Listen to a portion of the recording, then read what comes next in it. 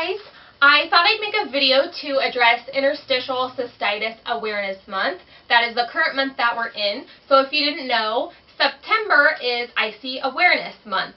So you've probably seen a lot of people posting about it if you follow any of the IC Network pages on Facebook or on Instagram. There's a community of girls who we've been trying to post a lot of things. And for those of you who don't know what IC is, IC, or interstitial cystitis, or painful bladder syndrome, or bladder pain syndrome, there's kind of a few different names that it can go by. It is a condition where the lining of a person's bladder has worn away, and in some cases there are even ulcers called Hunter's ulcers, and it's very painful. It is not just like having a chronic bladder infection, it is like a chronic bladder infection from Hades. So it's not something to be taken lightly. IC not only affects the bladder, but a lot of times other issues come along with it. A lot of women have endometriosis, pelvic floor dysfunction, bowel issues. There's lots of things that can accompany IC. That right now, IC is generally, the cause of it is unknown. Some doctors lean towards thinking it is an autoimmune condition. That's kind of what my doctor feels it is for me, just based on other symptoms I have. But it can also be attributed to trauma to the bladder, genetics, pelvic floor dysfunction. There's so many different things. Maybe past chronic bladder infections, surgeries, a lot of different schools of thought on what causes IC. So I think the important thing is that we get more awareness out there and we get people and doctors in the medical community a little more familiar with IC, so that we can get more research and more funding going to figure out what causes IC, so we can then figure out how to help fix IC or find a cure. Right now, even the treatments that we have aren't that great. There's not a whole lot of treatments. A lot of you are probably familiar with them. There's not a lot of FDA-approved medications. If you look up how to treat IC, you'll find that. I used to be really embarrassed about my IC. I didn't share much about it. When I was first diagnosed, I would just kind of tell people I had an autoimmune disorder and I couldn't eat certain things. But I was really embarrassed about it. I was embarrassed about having to go to the bathroom a lot.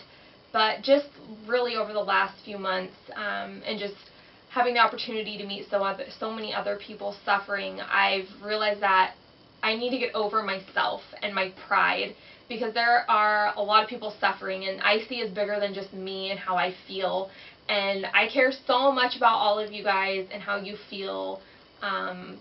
So I realized I needed to step outside myself and just do my part to kind of help the IC community.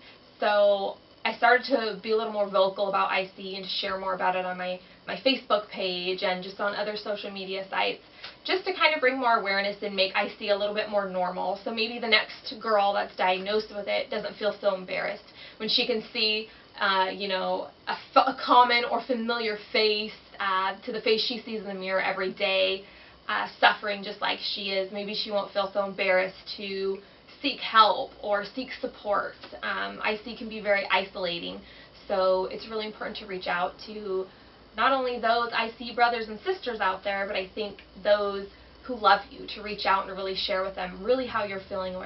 I know sometimes it can be hard because there will always be those people in your life who kind of disappoint you or don't think IC is real, or they don't think that you're really in pain or that it's that bad. And to those people, I would just, you know, cut them a little slack, give them a little grace, take them with a grain of salt. A lot of times they have no clue what you're going through, especially if you haven't shared much. But some people, they're just not equipped to really be that sympathetic or caring. And sometimes it can even be they've never really been through anything hard or traumatic in their life, so they're not able to empathize with others very well. So we kind of just have to not hold a grudge or harbor anger towards those who might not understand so much. Just kind of take them with a grain of salt. And if there are people who are intentionally just mean or, I don't know, being rude about your IC, I think those kind of people are the people that you need to cut from your life or distance yourself from. It doesn't even have to be a big to-do or a big falling out, but maybe just spend a little less time with those people. I think it's important not to be around negative situations and intentionally put yourself in those situations or harbor a lot of anger, because it's not healthy for our bodies, and good Lord knows it's hard enough for our bodies to heal. So that's my advice on that. If you are having trouble figuring out how to get involved with IC, there are quite a few ways out there. So I encourage you to look around and just see what's out there, what you can do. One of the ways that you can get involved is to sign the petition that's going around. A young lady created a petition that she's going to, or she wants to present to Congress. I believe her father works in some position where she has access. So she needed like 1,000 signatures, and last I heard she was very close to that. So I will post the link below if you'd like to sign that petition.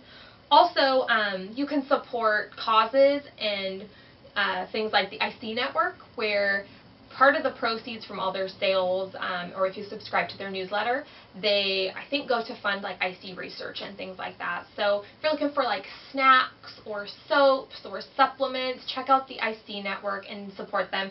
They do a lot of things for the IC community, and they're just a really great resource, so I recommend supporting them. There's also some projects and things that have been created by other IC brothers and sisters out there. There's some shirts and cell phone cases and wristbands and posters and whatnot. So I'll post links to those, the ones I know about, below. And if you have any of those things, feel free to post the links and share them below. A big part of it is sharing your story, sharing on Facebook, sharing with those close to you that might not know, sharing on your blog, make a video telling people your IC story. I think you'd be surprised by how many people really care and are just genuinely interested in what IC is and what you're going through. I definitely have noticed that.